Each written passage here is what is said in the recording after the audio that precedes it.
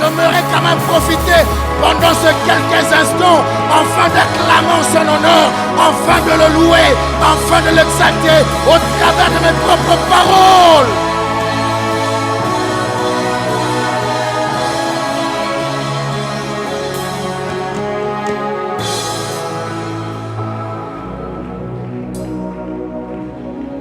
Reçois la gloire, l'honneur, Jésus. Si nous t'avons acclamé, c'est parce que tu le mérites vraiment. C'est parce que tu le mérites. Ce n'est pas par pitié, c'est parce que tu le mérites. Et ce matin, comme un seul homme, nous voulons simplement te dire, reçois la gloire qui t'est due. Reçois l'honneur qui t'est dû. Reçois les acclamations qui t'est due. Expression de notre gratitude. Expression de notre gratitude. C'est une manière pour nous de te dire merci. Merci. Merci pour tout ce qui a été cette semaine. Merci. Merci. Alléluia. En dépit de tout, Père, parle-nous. C'est pendant que tu nous as touchés au travers de la louange et de l'adoration. Te demandons, Père, de parler à nos cœurs. Utilise ta parole comme il n'est pas entre tes mains, afin de séparer moi les jointures. Encourage, reprends, transforme. Saint-Esprit, j'aimerais te le dire du haut de cette chair. Ma part à moi, c'est de présenter l'évangile. Et ta part à toi, c'est de transformer les cœurs. Ça, je ne saurais pas le faire. Alors saisis-toi de chaque mot. Saisis-toi de chaque tournure. Et parle-nous ce matin. Parle-nous ce matin. Commence par moi-même. Et ne rate personne. Au nom de Jésus, amen. Que Dieu nous bénisse abondamment. Reprenons nos places.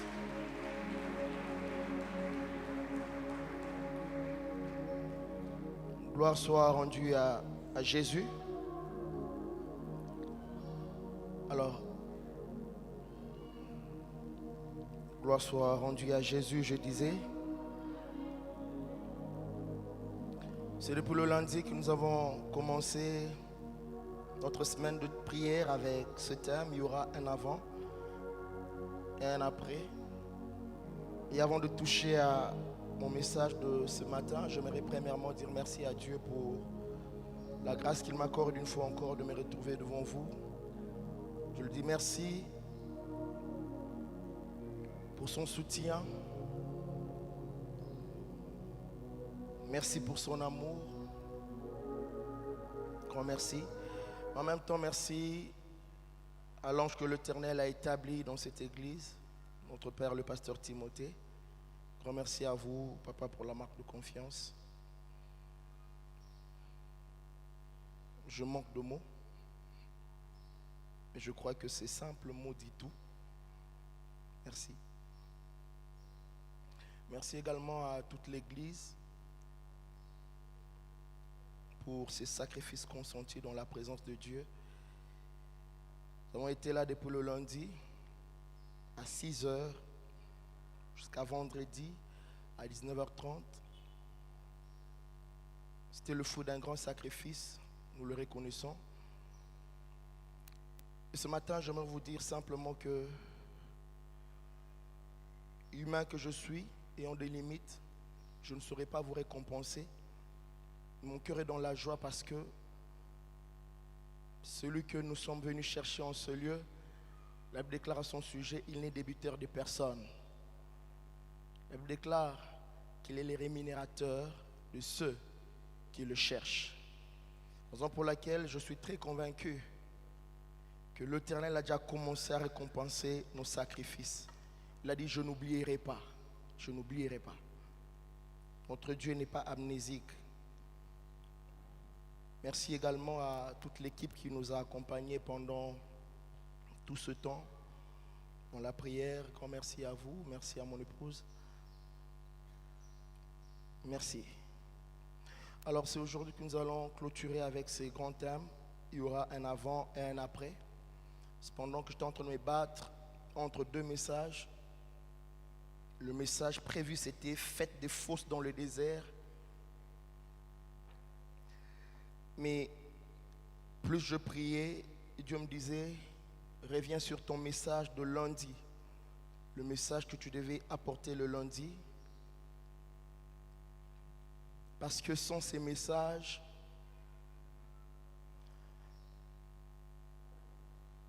la semaine de prière que nous avons tenue en ce lieu risque d'être incomplète.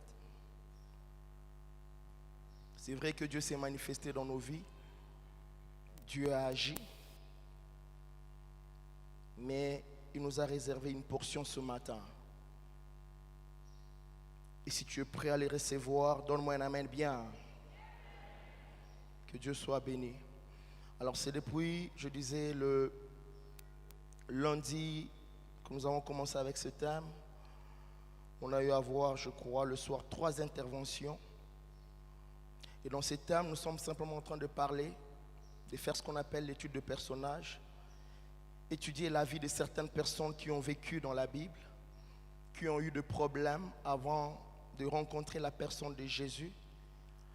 Et nous avons présenté les conséquences de cette rencontre, ce qui s'est passé dans la vie de chaque personne lorsqu'il rencontrait la personne de Jésus. Et c'est même ça, il y aura un avant et un après, parce que il n'y a jamais d'avant et d'après sans rencontre. En réalité, tout au long de cette semaine, il s'agissait simplement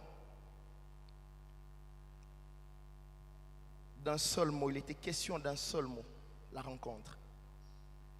La rencontre entre le divin et l'humain. C'était au fait ça. Et pendant que je priais, Dieu m'a dit, aujourd'hui, parle de la rencontre de Paul. Et c'est même la rencontre la plus importante de la vie. La rencontre de Acte 9. C'est la meilleure de toutes les rencontres. Parce que c'est ça le socle, c'est ça même la base. C'est même ça la base. Et ce matin, nous serons en train de parler de Paul. Tout ce que nous avons dit, partagé en ce lieu, sans cette rencontre, n'aura pas d'impact ni d'effet dans nos vies. Peu importe les amens que nous avons donnés en ce lieu, peu importe le jeûne, peu importe le sacrifice consenti, sans cette rencontre, il n'y aura pas d'après. C'est la raison pour laquelle je vais vous proposer un certain nombre de textes. Le premier, c'est même notre texte de base, 2 Corinthiens 5, 17. La Bible déclare ceci: si quelqu'un est en Christ, il est une nouvelle créature. Les choses anciennes sont passées et voici toutes choses sont devenues nouvelles. Voici toutes choses sont devenues nouvelles. Je suis dans le livre de Galates 1, 13 à 16. Galates 1, 13 à 16. Galates 1, 13 à 16. La parole de Dieu déclare: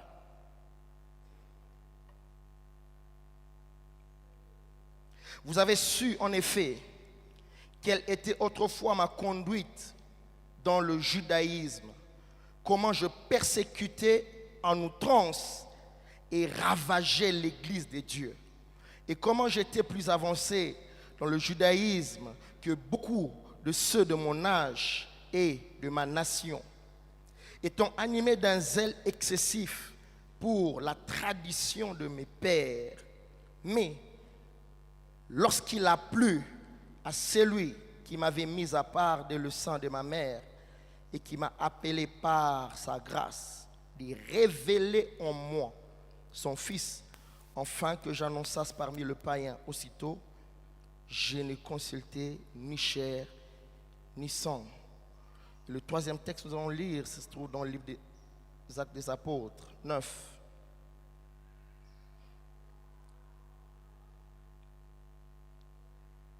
Cependant que Saul respirait encore la menace et le meurtre contre les disciples du Seigneur, s'est rendu chez le souverain sacrificateur. Il lui demanda des lettres pour les synagogues de Damas, enfin, que s'il trouvait des partisans de la bonne doctrine, de la nouvelle doctrine, on les appelle ici des partisans de la nouvelle doctrine, hommes ou femmes, il les amena liés à Jérusalem. Comme il était en chemin, j'aime ça, et qu'il approchait de Damas, tout à coup, une lumière venue du ciel resplendit autour de lui. Il tomba à terre et il entendit la voix qui lui disait: Saul, Saul, pourquoi me persécutes-tu?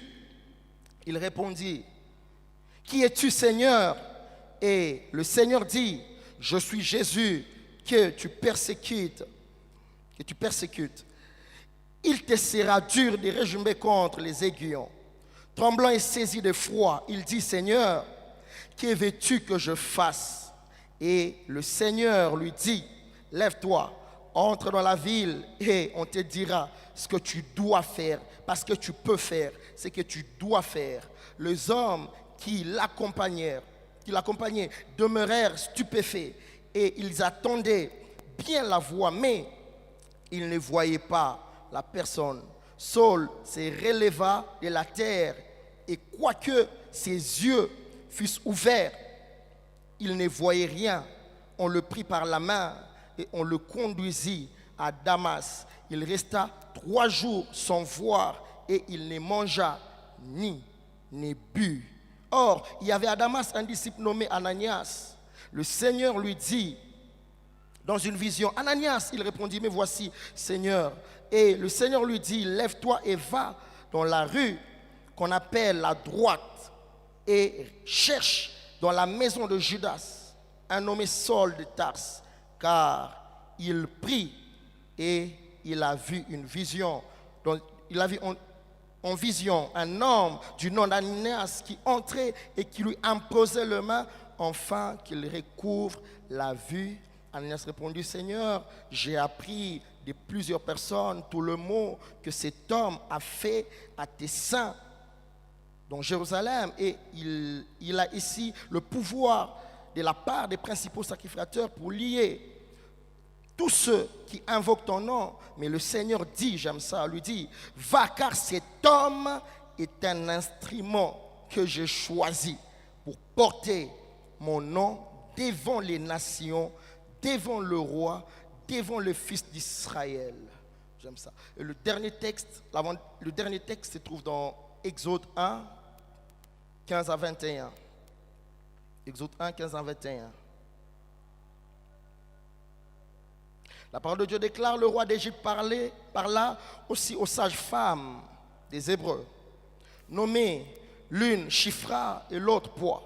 Il leur dit: quand vous accoucherez les femmes des Hébreux et que vous le verrez sur les sièges, si c'est un garçon, faites-le mourir. Si c'est une fille, laissez-la vivre. Mais, j'aime ça, les sages-femmes craignirent Dieu et ne firent point ce que leur avait dit le roi d'Égypte. Elles laissèrent vivre les enfants. Le roi d'Égypte appela les sages-femmes, leur dit: pourquoi avez-vous agi ainsi et avez-vous laissé vivre les enfants? Les sages-femmes répondirent à Pharaon: ce que les femmes des Hébreux ne sont pas comme les Égyptiennes. Elles sont vigoureuses et elles accouchent avant l'arrivée des sages-femmes. Dieu fit du bien aux sages-femmes et le peuple multiplia et devint nombreux parce que les sages-femmes avaient eu la crainte de Dieu. Dieu fit prospérer leur maison. Et en appendice, j'aimerais simplement réciter ce texte que nous connaissons tous d'Apocalypse 3:20 qui dit: je me tiens à la porte et je frappe. Si quelqu'un entend ma voix et ouvre, j'entrerai chez lui, je souperai avec lui et lui avec moi. Alors ce matin, il s'agit de la personne de Paul, de la personne de Paul, de la personne de Paul. Quelques informations rapidement. Premièrement, Paul est né en l'an 5, approximativement 10 à 12 ans après Jésus-Christ. Né des parents juifs, élevé à Jérusalem. Lorsque vous lisez dans le livre des Actes des Apôtres 22, déjà, le 5 premiers versets nous donnent presque tous ces éléments. Son nom juif, Saul, qui signifie simplement désirer ou demander à Dieu. Il a été citoyen romain de naissance. Son nom de citoyen romain, c'est Paul, qui veut dire petit. Il fut pharisien avant sa conversion. Il a été instruit au pied de Gamaliel. Il en parle même dans Actes des Apôtres 22, le 3e verset. Il était bilingue, il parlait l'hébreu ainsi que le grec, et quelquefois l'araméen. Il a été parmi les gens qui fabriquaient des tentes, Actes des Apôtres 18:3. C'était ça même son métier. Et Paul a écrit 14 épîtres du Nouveau Testament. C'est la personne qui a beaucoup écrit dans le Nouveau Testament. Il en a écrit 14. Mais la Bible nous présente quand même ce qu'a été la vie de cet homme avant de rencontrer la personne de Jésus. En lisant Galates 1, nous avons lu tantôt 13 à 16, ainsi que 1 Timothée 1, 12 à 13. Ces deux textes nous présentent quelques éléments autour de la vie de cet homme. Quelques éléments. Premièrement, Galates 1, 13 nous présente un persécuteur de l'Église. C'était quelqu'un qui respirait de la haine contre l'Église de Dieu. Et cette haine commence quand? C'est simplement lorsque le nombre de croyants commençait à augmenter. Et voulant protéger la religion de ses pères, cet homme s'était décidé de détruire, d'exterminer les enfants de Dieu, le chrétien. C'est à ce moment-là même que sa haine commence. C'est à ce moment-là même que sa haine commence. Et j'aime ce que Galates 1,13 dit. Lui-même en parle, il dit: vous avez su quelle a été ma conduite dans le judaïsme. Il dit comment je persécutais à outrance et ravageais l'Église. La version française courant dit ceci: vous savez avec quelle violence je persécutais l'Église et m'efforçais à les détruire. C'était un destructeur de l'Église. Il les faisait à volontiers. C'était un acte volontaire. Acte 9:1, la Bible déclare ceci: c'est pendant que Paul respirait encore la menace et meurtre contre l'Église. Il respirait la menace. La menace faisait partie de sa vie de tout le jour. Il ne pouvait pas supporter les enfants de Dieu. À chaque fois quand Paul apprenait qu'à telle ville, les enfants de Dieu se réunissaient afin de prier, il allait demander de l'aide, afin d'aller exterminer les enfants de Dieu, afin de les détruire, afin de mettre fin à leur vie. Mais deuxièmement, c'était un blasphémateur. Il en parle dans 1 Timothée 1,13. Il dit: moi qui étais blasphémateur auparavant. Blasphémateur. Troisièmement, toujours dans 1 Timothée 13, nous voyons que cet homme Paul, avant qu'il ne rencontre Jésus, c'était un homme violent. 1 Timothée 1,13 toujours, la Bible déclare ceci: moi qui étais auparavant un homme violent. Il n'a pas peur d'en parler. Il dit: avant j'étais un homme violent. violent. Expression excessive. Expression émotionnelle très excessive. Il ravageait, il tuait le chrétien et il le faisait avec violence. Quatrièmement, il parle de son progrès, de ses progrès dans le judaïsme. Il dit, vous avez su comment j'étais plus avancé dans le judaïsme. Il dit que beaucoup de mon âge. C'est pendant que c'était un religieux avec R majuscule. Il avait quand même de zèle par rapport à cette religion. Il faisait de progrès à telle enceinte qu'il avait tellement avancé plus que ceux de sa génération et il en parle. Il en parle. Il en parle. Mais ce qui est bizarre, c'est qu'en étudiant la vie de cet homme plus tard, nous remarquons un contraste dans son comportement, dans sa conduite. La même personne violente d'autrefois, la même personne qui persécutait l'église d'autrefois. Lorsque vous lisez Acte 21, vous verrez que c'est la même personne qui prend les risques de mourir cette fois-ci pour l'église de Dieu. On vient lui dire, écoute,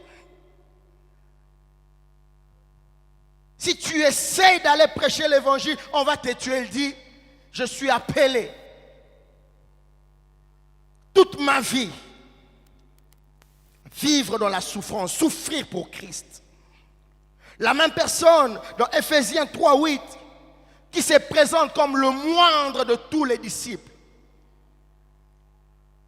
Ces grands hommes arrogants, orgueilleux d'autrefois. 1 Corinthiens 15:9, il dit, je suis le moindre. Plus tard, dans Philippiens, lui-même fait une déclaration merveilleuse que j'aime. Il dit, ce qui était autrefois pour moi un gain, aujourd'hui je les regarde comme de la boue. Qu'est-ce qui s'est passé dans la vie de cet homme? Qu'est-ce qui s'était donc passé? Pourquoi ces changements? Qu'est-ce qui pouvait causer cet avant et cet après dans sa vie?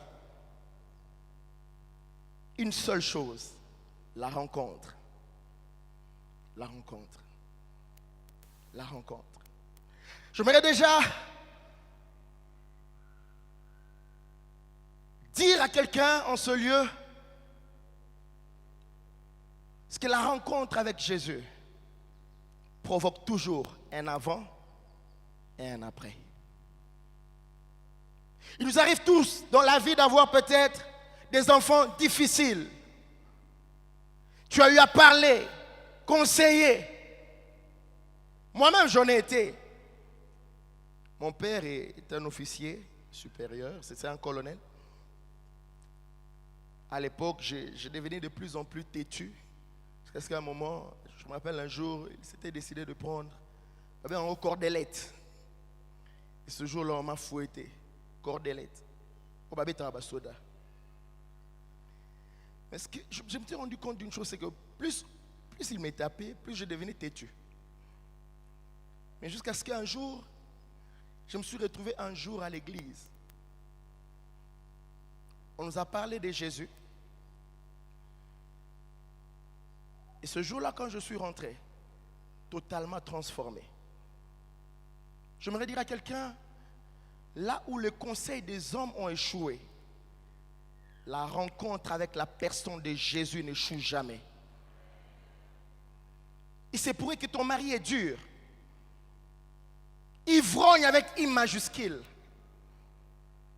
Quelquefois, la meilleure des choses à faire, ce n'est pas de se plaindre. Non. Ce n'est même pas d'aller raconter.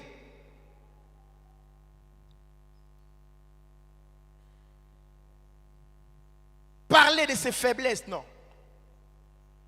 Quelquefois, il faut simplement s'agenouiller et implorer la grâce de Dieu. Demande simplement à ce qu'un jour que Dieu puisse le rencontrer. Frères et sœurs, là où les efforts des hommes ont échoué, la prière n'échoue jamais. Jamais. Et pendant que je préparais ce message, Dieu m'a dit, il y avait même des parents en ce lieu. Et il y a même des parents en ce lieu qui ont des enfants durs. Tes enfants deviennent tellement durs à cause de l'âge. L'enfant ne veut plus entendre. Quand tu essaies d'évaluer son comportement, tu as l'impression comme si cet enfant commence à changer. Et parfois, tu ne t'identifies plus. Cet enfant. Ce matin, Dieu m'envoie te dire, essaie un peu avec la prière. Essaie un peu avec la prière. Tu as peut-être beaucoup parlé. Tu as frappé. Mais ce matin, essaie un peu avec la prière. Parce qu'à chaque fois qu'il y a croisement entre le divin et l'humain, le divin finit toujours par impacter la vie de l'homme. Toujours. Ça se passe toujours comme ça. Toujours comme ça. Et avant de toucher à la rencontre de Paul, de parler de la rencontre de Paul, je vais vous donner rapidement quelques vérités concernant la rencontre que je tire dans 2 Corinthiens 5, 17 que je nous ai partagé. La première vérité que nous devons savoir, c'est que tout dans la vie commence par une rencontre. Tout dans la vie. Si tu existes aujourd'hui, c'est parce qu'un jour il y a eu rencontre entre ton père et ta mère. Si tu travailles aujourd'hui, c'est parce qu'un jour il y a eu rencontre entre toi et celui qui est ton chef. Tout dans la vie commence par une rencontre. Et il est impossible d'aller loin dans la marche chrétienne. Il est impossible d'adhérer dans la famille chrétienne sans rencontre. Et ici, je parle de la nouvelle naissance. Jamais. Il n'y a pas de miracle sans nouvelle naissance. Il n'y a pas d'après sans nouvelle naissance. Il n'y a pas d'influence, il n'y a pas une vie d'impact sans nouvelle naissance. Aujourd'hui, chrétiens que nous sommes, nous confondons les choses. Je suis en train de parler avec un bien-aimé. Je lui pose la question, c'est depuis quand que tu es chrétien? Écoutez sa réponse. Depuis le jour de mon baptême. Frères et sœurs, les sacrements ne transforment pas. On peut passer par les eaux de baptême sans être chrétien. On peut chanter à la chorale sans être chrétien. On peut prier, prêcher tel que je le fais sans être chrétien. Le problème, ce n'est pas de connaître Jésus. Le problème, c'est d'être connu par Jésus. Est-ce que tu as eu à rencontrer Jésus personnellement dans ta vie? Tu as 5 ans de marche, 12 ans de marche. Est-ce que tu as déjà eu à expérimenter cette rencontre? La Bible dit, si quelqu'un est en Christ, tout commence par là. Avant qu'il y ait un avant et un après, il faut se retrouver en Christ. Quand tu évalues ta vie, quelle est ta position? Tu te retrouves où? Est-ce que tu es réellement en Christ? Est-ce que tu es en Christ? C'est vrai qu'on a prié ici. Nous avons invoqué Jésus. Seigneur, viens, agis, viens, agis. Mais la question que j'aimerais te poser ce matin, c'est lui que tu étais en train d'invoquer là. Est-ce qu'il est réellement ton Seigneur et ton Sauveur? Si tel est le cas, gloire à Dieu. Si tel n'est pas le cas, ce matin, ne rate pas cette occasion. Peut-être que là où tu étais, là où tu priais autrefois, on t'avait dit, si tu passes par les eaux de baptême, tu seras sauvé. Les sacrements ne sauvent jamais. Il n'y a que le nom de Jésus qui sauve. La Bible déclare, il y a des saluts en aucun autre nom, si ce n'est le nom de Jésus. Il est impossible de passer de ténèbres à la lumière sans rencontre avec la personne de Jésus. Si tu l'avais rencontré, tu l'as rencontré où? C'était comment? Quand? Il y a des chrétiens d'aujourd'hui qui ne savent même pas parler de leur rencontre avec Jésus. C'était où? C'était où? C'était quand? C'était comment? Tout commence par une rencontre. Deuxième vérité ici, c'est que toute rencontre avec Dieu commence toujours par transformer notre intérieur d'abord. Avant de toucher à ton extérieur, à chaque fois lorsque tu croises la personne de Jésus, il vient d'abord transformer ton intérieur. Le verset 17 dit, il devient une nouvelle créature. C'est un miracle de récréation. La personne est créée de nouveau. La version Parole Vivante dit ceci, il est créé à nouveau. La version Français Courant dit, il est un être nouveau. La version Semeur dit, il appartient à une nouvelle créature. À une nouvelle créature. Tu ne peux pas nous dire que tu as déjà rencontré Jésus si ton intérieur n'a pas encore connu un changement. Il est impossible de nous dire que tu l'as réellement croisé si dans ton intérieur, jusque-là, rien n'a changé. Rien n'a changé. Rien n'a changé. C'est comme ça que vous allez voir. Jésus-Christ a été crucifié en dehors de la ville, sur la montagne de Golgotha.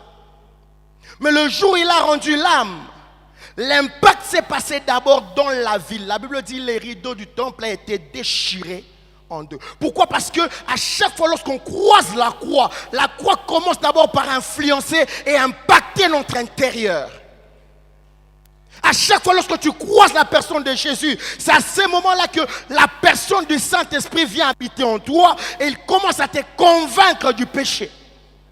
Et il est impossible de dire que tu as rencontré Jésus si jusqu'aujourd'hui tu as encore le même goût du péché que tu avais autrefois. Impossible. Impossible. Impossible. Parce que c'est un miracle de récréation. Tu as été créé de nouveau. Dieu te donne un nouveau cœur. Qu'il y ait des rencontres douteuses. Ah, c'est ça. Qu'il y ait des rencontres douteuses. Tu l'avais rencontré comment? Mouvement de masse. Et puis, je suis devenu chrétien. Est-ce que tu es vraiment enfant de Dieu? Quand Dieu te regarde, est-ce qu'il peut se taper la poitrine comme Job pour dire, voici mon enfant, mon serviteur, connu de Dieu? Troisième vérité, c'est que quand il y a rencontre entre les deux, la restauration devient une évidence, peu importe le chaos que le péché, causé par le péché dans nos vies.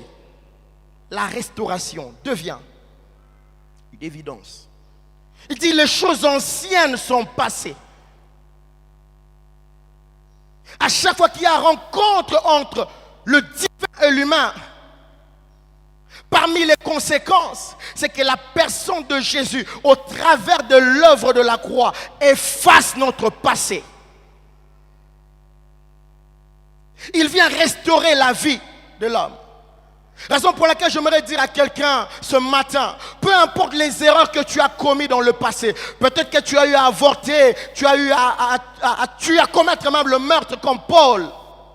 Le jour où tu as rencontré Jésus, c'est une nouvelle histoire qui a commencé. Compteur à zéro. J'aimerais choquer quelqu'un. Si aujourd'hui, un homme arrivait à tuer quelqu'un, et qu'après 2 minutes, cet homme s'est repenté et qu'il mourait, il ira où? Il ira où? Au ciel, hein? C'est ce qui se passe. Et aujourd'hui, beaucoup de chrétiens vivent dans la culpabilité. Déjà chrétiens, mais vivons avec ces poids de fautes d'autrefois. Raison pour laquelle nous allons aussi prier par rapport à la culpabilité. Que l'Éternel puisse te délivrer de cette culpabilité. Parce qu'à la croix, Christ s'est chargé de tes infirmités. La Bible dit, il s'est chargé de tes infirmités. Les choses anciennes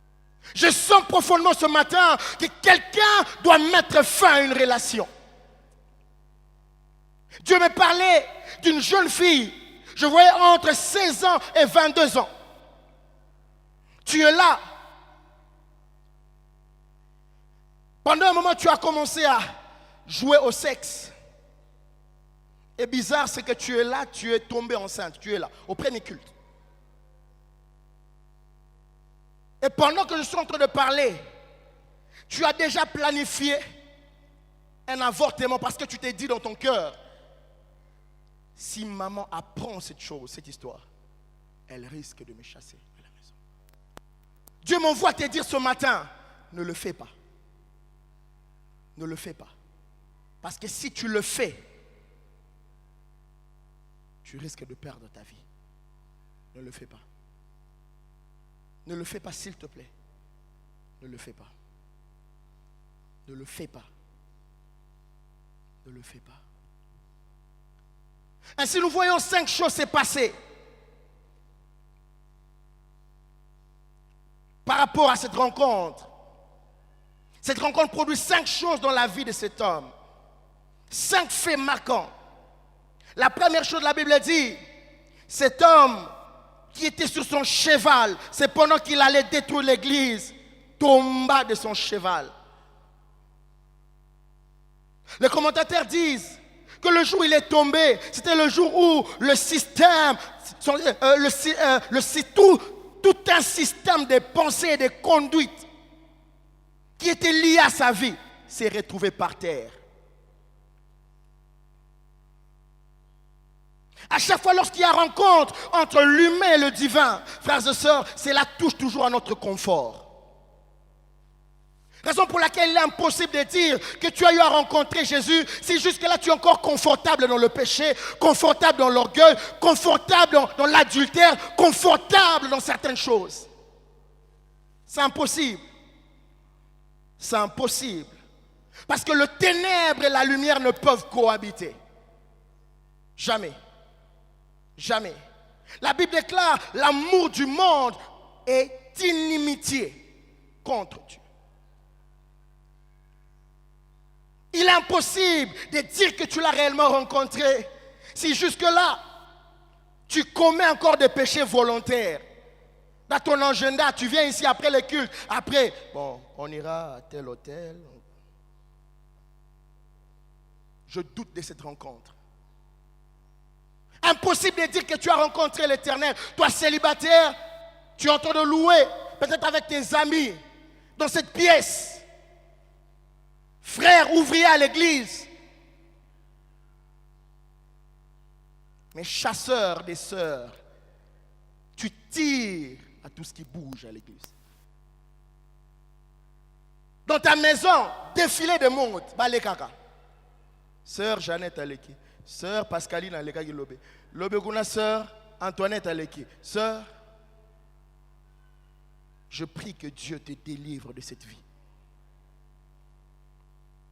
Deuxièmement, la rencontre avec Dieu ouvre toujours notre entendement spirituel. La Bible déclare que ces religieux arrivent à écouter Dieu. La Bible dit qu'il a entendu la voix qui disait « Saul, Saul, pourquoi me persécutes-tu » C'était un religieux avec R majuscule. Mais ce jour-là, parce qu'il y avait rencontre entre l'humain et le divin, quelque chose s'est passé. Des religieux qu'il était, ils pouvaient capter la voix de Dieu. Raison pour laquelle le jour où Dieu se décide de te rencontrer, même ta manière d'écouter la parole sera différente des autres. Quand les autres seront en train simplement d'écouter une simple dissertation, pour toi ça sera comme de coups que le temps sera en train de donner dans ton cœur. Et je prie que cela soit ton cas ce matin. Pendant que je parle, plus je suis en train de parler, que l'Éternel donne de coups. Jusqu'à ce que tu te convertisses. Jusqu'à ce que tu te convertisses. Et ce qui est bizarre, c'est qu'ils étaient nombreux. Ceux qui l'accompagnaient, étonnés. La Bible dit, ils attendaient simplement quelqu'un parler. Ils voyaient une lumière, mais ils ne comprenaient pas parce que seul Paul écoutait ces paroles. Je prie ce matin, afin que chaque mot que je suis en train de prononcer en ces lieux devienne clair dans ton esprit et que cela s'impose jusqu'à ce que ta vie change. Jusqu'à ce que ta vie change. Apocalypse que nous avons lu, nous allons revenir sur ça à la fin. La Bible déclare ceci. Je me tiens à la porte et je frappe. Comment est-ce que Dieu frappe de nos jours? Dieu frappe par la prédication. Dieu frappe par les chants. Quand tu es là dans ces taxis, ces prédicateurs qui prêchent, au travers de lui, Dieu est en train de frapper dans ton cœur. Et remarquez, la Bible ne dit pas « je me tiens devant les portes ». La Bible dit « je me tiens devant la porte et je frappe ». Cela veut dire quoi? Le temps dans lequel nous sommes, ce n'est plus un temps où nous chrétiens, nous devons vivre une relation collective avec Dieu. C'est un moment où Dieu est en train d'exiger une relation personnelle. Dieu ne se tient pas devant les portes de nos vies. Dieu se tient devant la porte de ta vie.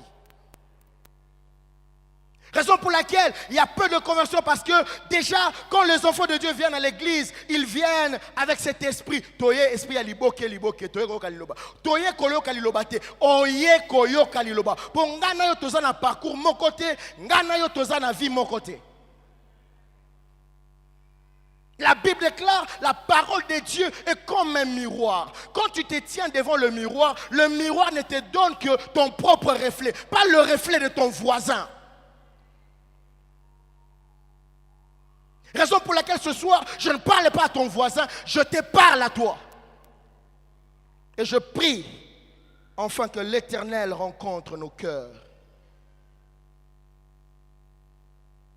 Troisième chose qui se passe. La Bible dit, cet homme tremblant, saisi de foi et dit, Seigneur, premièrement, qui es-tu?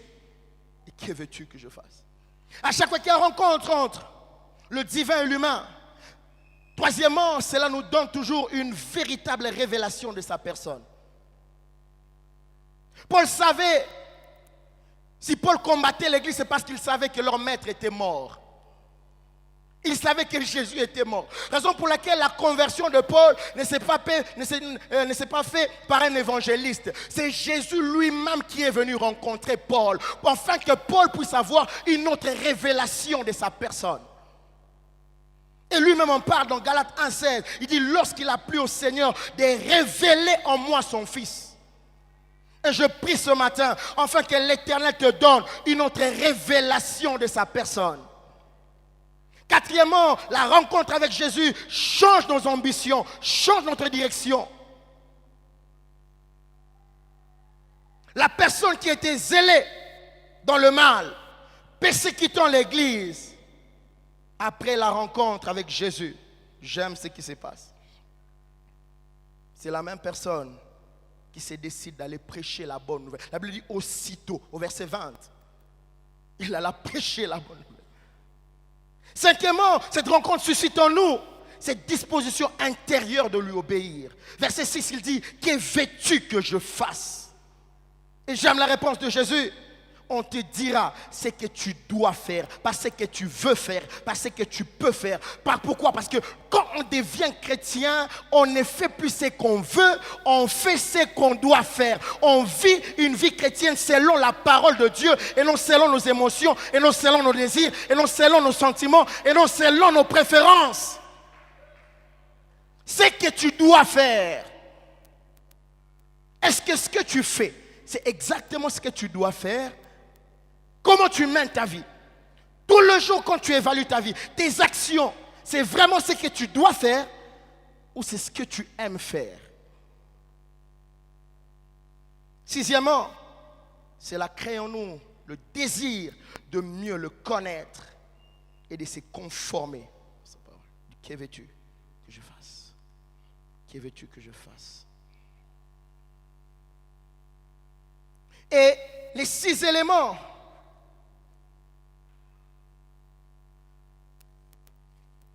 produit ce qu'on appelle une conversion authentique. Une conversion authentique. 3 caractéristiques de cette conversion. Premièrement, personnelle. C'était une conversion personnelle. Verset 7, la Bible déclare, les hommes qui étaient autour de lui n'écoutaient rien. Il était le seul à écouter ces paroles. Deuxièmement, progressif. Dieu le frappe d'aveuglement. Il fallait qu'il soit conduit par certains, les autres pharisiens vers Ananias, afin qu'Ananias puisse toucher à ses yeux. Raison pour laquelle le jour où tu donnes ta vie à Jésus, frères et sœurs, tu dois progresser même dans ta sainteté. Il ne suffit pas de progresser financièrement.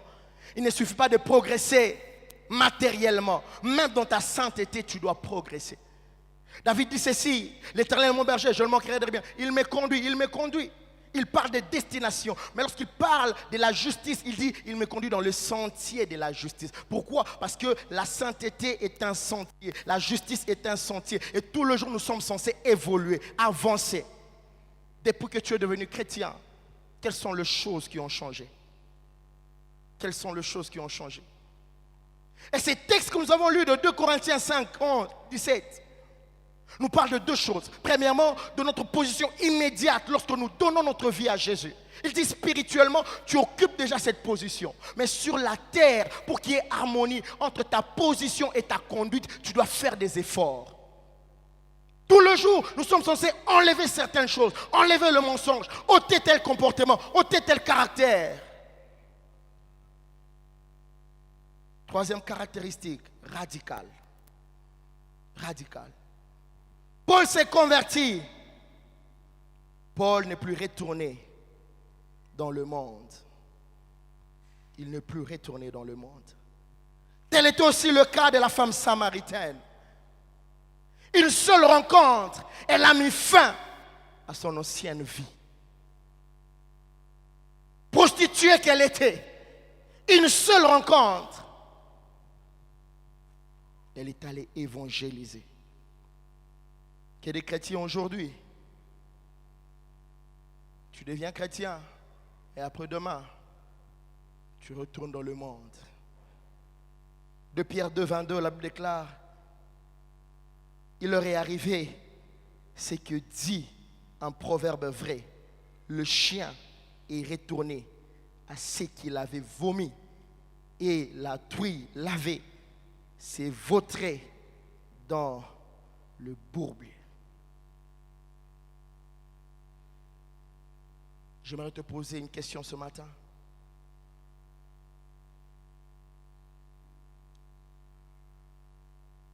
Chien ou enfant de Dieu? C'est peut-être dur, mais c'est ce que la Bible dit.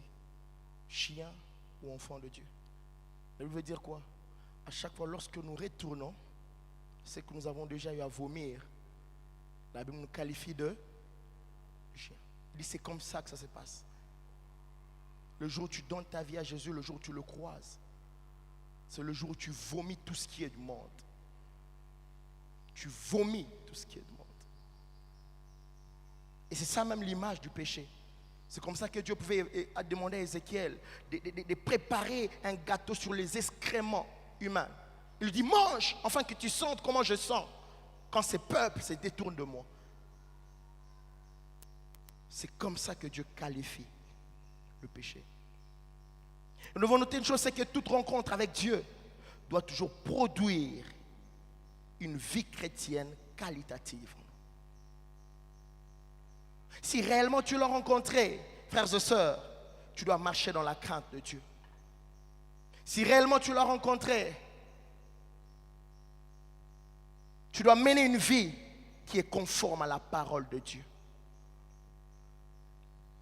Et c'est comme ça que nous avons lu dans Exode 1, 15 à 21, qui nous renseigne quelques vérités sur la crainte de Dieu. Et ici, je vais m'adresser à toi qui es déjà chrétien, toi qui as déjà rencontré l'Éternel. La Bible nous parle de l'histoire de ces sages femmes. Israël se retrouve esclave en Égypte.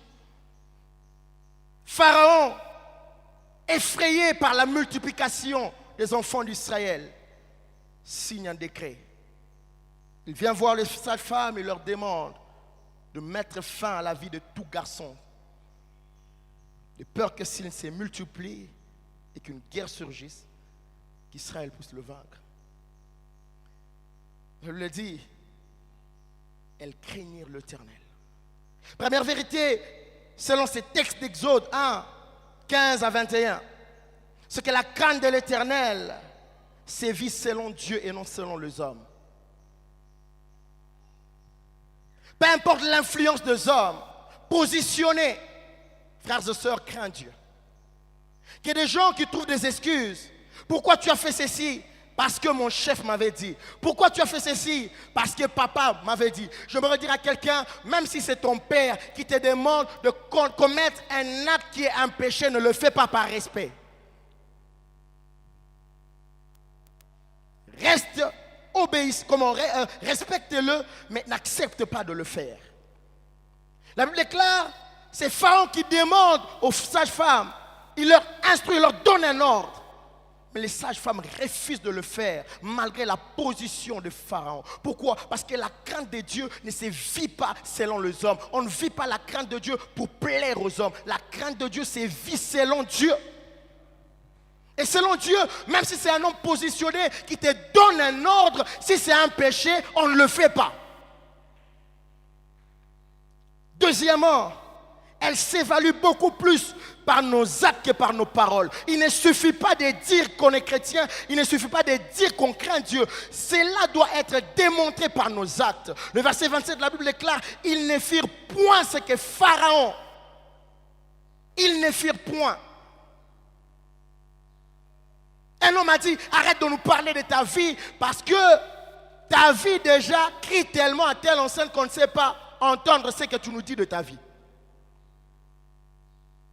Qu'est-ce que ta vie nous dit? Qu'est-ce que ma vie me dit? Qu'est-ce que nos vies nous disent? Qu'est-ce que nos actions, là au travail, dans la société?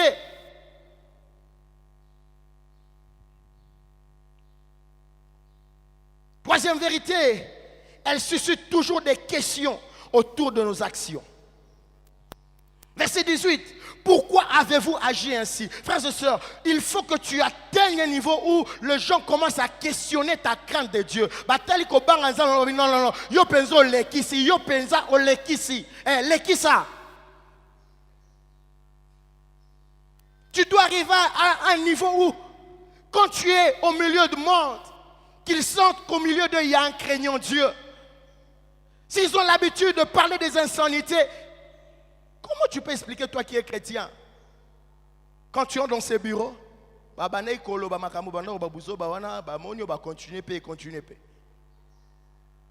Elle doit dire à ton voisin, ça doit changer. Dis-lui, il faut qu'il y ait un après.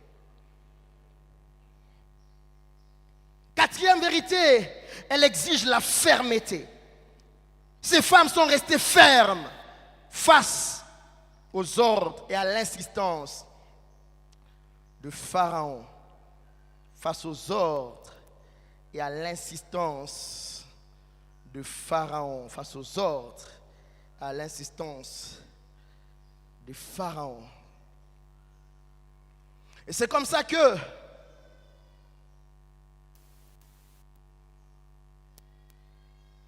parlant de la rencontre, je disais que cela doit influencer, impacter la qualité de nos vies. Et nous voyons que dans le livre de Actes des Apôtres, de Galates, que nous avons lu, c'est Paul qui est en train de faire une déclaration très forte, très assise. Il dit, vous avez su quelle a été ma conduite. Il dit, comment j'ai été zélé, attaché au judaïsme, à la tradition de mes pères. Et en faisant cette déclaration, Paul affirme trois choses. Premièrement, Paul veut dire, après ma rencontre avec Jésus, ce que j'étais ne ressemble en rien avec ce que je suis devenu. Il dit, vous avez su quelle a été ma conduite d'autrefois. Vous avez su. En d'autres termes, ce que je suis n'a rien à voir avec ce que j'étais autrefois. Il est le persécuteur d'autrefois. Et celui qui vous parle, entre les deux, il y a une différence. Je me redire à quelqu'un, quand tu évalues ta vie chrétienne, quand tu évalues ta marche chrétienne, comparativement à ta conduite passée, y a-t-il un écart? Est-ce que ta conduite passée ressemble encore à ta conduite présente cependant que tu es chrétienne? Y a-t-il un avant et un après? Deuxièmement, il veut dire, après ma rencontre avec Dieu, ce que je suis devenu est en totale opposition de ce que j'étais avant. Vous avez su quelle a été ma conduite. Il dit, c'est que je suis devenu. Entre ce que je suis devenu et ce que j'étais, il y a opposition. Opposition. Opposition. Troisièmement, il veut dire, ma conduite passée ainsi que ma conduite présente sont connues de tous. Il dit, vous avez su. Mes erreurs d'autrefois, vous l'avez su. Mes péchés d'autrefois, il dit, vous l'avez su. Mais présentement, vous savez aussi que je suis devenu une autre personne. Une autre personne.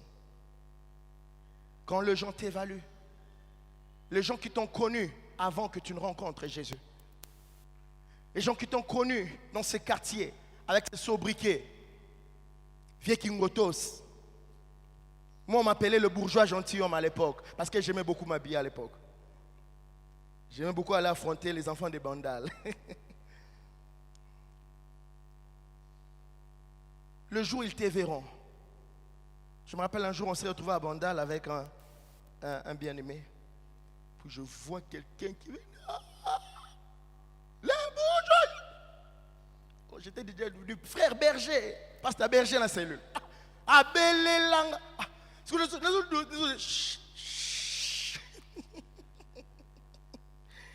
Et Dieu est fidèle. Hein? Heureusement que celui avec qui j'étais, il me connaissait. Puis il appelle, il les reprend, il dit, écoute, bourgeois, on est à Oyakala, Oyaroma berger. Ah! Et solo.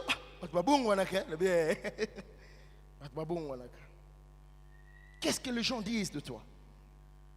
J'aime la conjugaison de Paul. À chaque fois lorsqu'il parle, il s'adresse à l'église d'Éphèse, Colosse, ainsi qu'à toutes ces églises. Éphésiens 2, 1,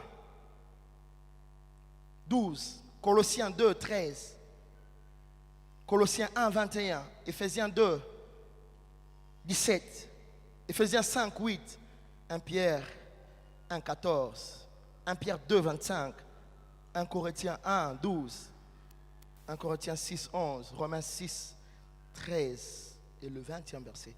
Remarquez la conjugaison, c'est toujours au passé. Il dit, vous étiez ténèbres, vous étiez autrefois et vous êtes devenus. À chaque rencontre avec le divin, à chaque fois qu'il y a rencontre avec le divin, frères et sœurs, la conjugaison de notre conduite change. Il faut qu'il y ait des choses qui soient conjuguées dans le passé et des choses qui soient conjuguées désormais dans le présent de ta vie. Alors, ce matin, j'aimerais te poser cette question. L'as-tu déjà rencontré? L'as-tu déjà croisé personnellement? Sinon, voici l'occasion de le faire. Si oui, alors quelle est la qualité de ta relation avec Dieu? Parce qu'il ne suffit pas simplement de le rencontrer. Mais nous le rencontrons pour commencer un parcours avec lui. Et la Bible déclare que celui qui nous appelle est saint, nous devons être saints. Et ce matin, j'aimerais lancer 2 appels rapidement. Le premier, c'est un appel au salut. Nous aurons nos yeux ouverts. Tu es là, tu sais que tu ne l'as jamais rencontré personnellement. Voici l'occasion. Sinon, tout ce qu'on a fait pendant la semaine, ne servira à rien. Est-ce que tu peux simplement te lever là où tu es? Nous allons prier ensemble. Deuxièmement, tu l'as peut-être déjà rencontré, mais tu sais que ta vie chrétienne a un problème. Tu te bats encore avec certaines faiblesses. Le chrétien que tu es, peut-être tu sers déjà, mais tu ne mènes pas une vie chrétienne qualitative. Lève-toi aussi. Nous allons prier avec toi.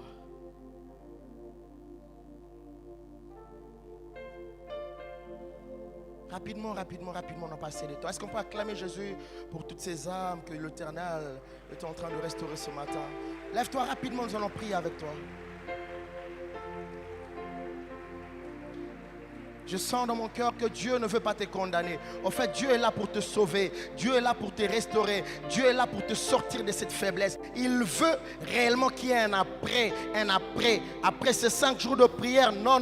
Quelque chose doit se passer dans ta vie. C'est la raison pour laquelle il est en train de lancer cet appel. Et ce matin, il est en train de dire, venez, plaidons.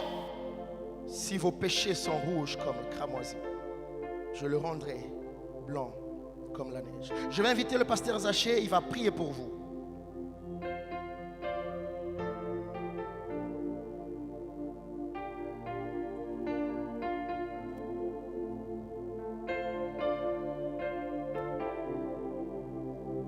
Il y a cette chanson qui monte en moi.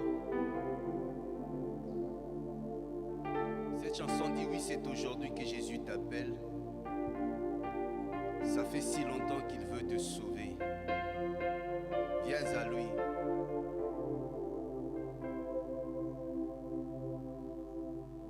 Cette chanson dit oui, c'est aujourd'hui que Jésus t'appelle. Ça fait si longtemps qu'il veut te sauver. Il y a un refrain qui dit ne continue plus à vivre ta vie. Il te faut un chemin nouveau.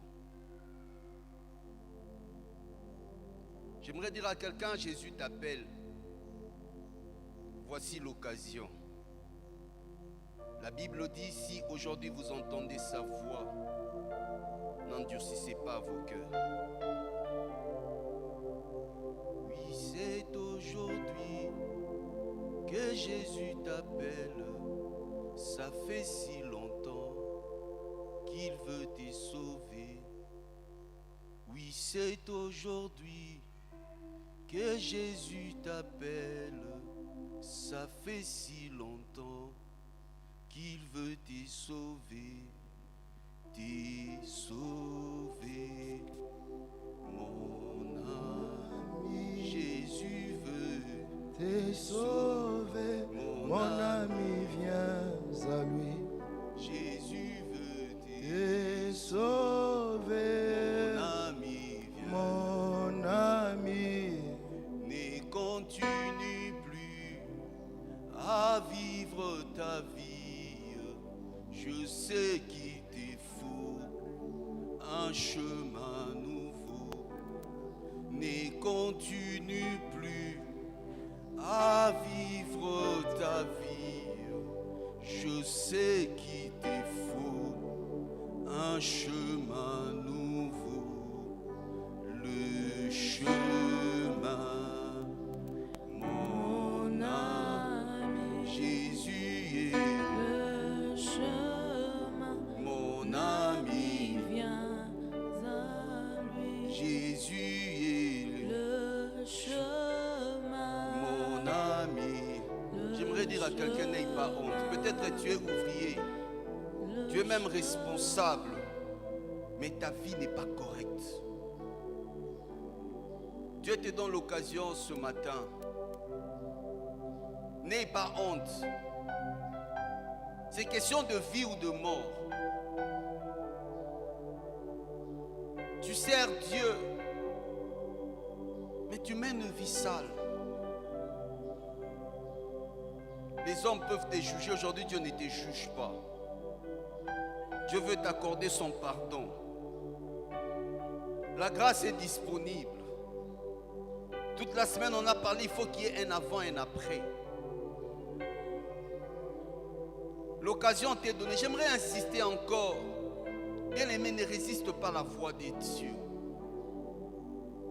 Depuis que j'étais assis, cette chanson montait tellement en moi.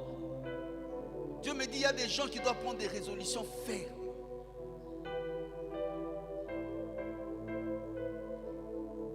Bien-aimé, n'hésite pas. La grâce est disponible. Dieu, c'est un Dieu de grâce. Aujourd'hui, il ne veut pas te juger. Aujourd'hui, il veut t'accorder sa grâce. Un matin de grâce. Un chemin nouveau. Ce chemin, ce Christ, il te rendra capable de marcher sur ce chemin. La grâce est disponible. La grâce est disponible. Jésus. Pour un pécheur, il veut le sauver. À celui qui n'a pas encore donné sa vie à Christ, j'aimerais que tu répètes avec moi cette prière. Bien-aimé, tu dis, Seigneur Jésus, je viens à toi tel que je suis. Je demande pardon pour mes péchés. J'ai conduit seul ma vie. Je demande pardon. Seigneur, je t'accepte dans ma vie comme mon sauveur et mon Seigneur. Je dis non au péché. Je dis non au monde. Je dis non au diable. Jésus, je t'accepte comme mon sauveur et mon Seigneur. Je me soumets à toi. Désormais, je suis devenu ton enfant, Seigneur, et je marcherai en nouveauté de vie. Seigneur, merci. Merci au Éternel Dieu Saint pour ce jour de gloire, parce qu'une âme est venue dans le royaume. Un jour de salut, un jour de fête, parce qu'il y a des âmes qui ont été sauvées. Seigneur, nous te disons merci, merci. Merci pour mon frère qui s'est levé, qui se dit il est faible, il a connu une vie chrétienne en dents de scie. Il se décide de marcher avec le Christ, d'aller de l'avant. Seigneur Dieu, je prie pour que tu lui accordes la grâce. Seigneur, je demande pardon, pardon. Seigneur, tu es un Dieu de grâce. Seigneur, tu pardonnes et tu oublies. Si nous les hommes, nous ne sommes pas capables d'oublier, toi tu pardonnes et tu oublies. Réponds ta grâce, réponds ta faveur, ta miséricorde sur mon frère, ma soeur qui s'est tenu debout, Seigneur Dieu, devant cette foule, Seigneur, il n'a pas eu honte, Seigneur, il n'a pas eu honte, il est venu à toi, Seigneur Dieu. Je prie au Éternel que ce jour soit un jour de relèvement, Seigneur, il se relève pour ne plus retomber au nom de Jésus. Saint-Esprit, tu le prends en charge. Saint-Esprit, tu le prends en charge. Il mènera une vie chrétienne conduite par le Saint-Esprit. Il mènera une vie chrétienne différente. Il mènera une vie chrétienne d'excellence. Il montera avec Dieu. Il fera de progrès, Seigneur, parce que tu dis, je veux que vos progrès soient évidents devant tous. Seigneur, je te dis merci pour l'œuvre du salut. Comme tu as rencontré Saul de Tarse sur le chemin de Damas. Aujourd'hui, tu as rencontré quelqu'un qui avait même un rendez-vous, un programme pour aller pécher, même après le culte, le soir même de ce jour. Aujourd'hui, sur ce chemin, tu l'as rencontré pour qu'il rentre sur le bon chemin. Ta lumière a resplendu sur son chemin, Seigneur, et aujourd'hui, il a renoncé à cette voie. Seigneur, je dis merci. Merci au Éternel Dieu Saint pour cette vie nouvelle. Seigneur Dieu, il arrivera par ta grâce. Nous te disons merci pour tout ce que tu as fait ce matin. Au nom de Jésus. Amen.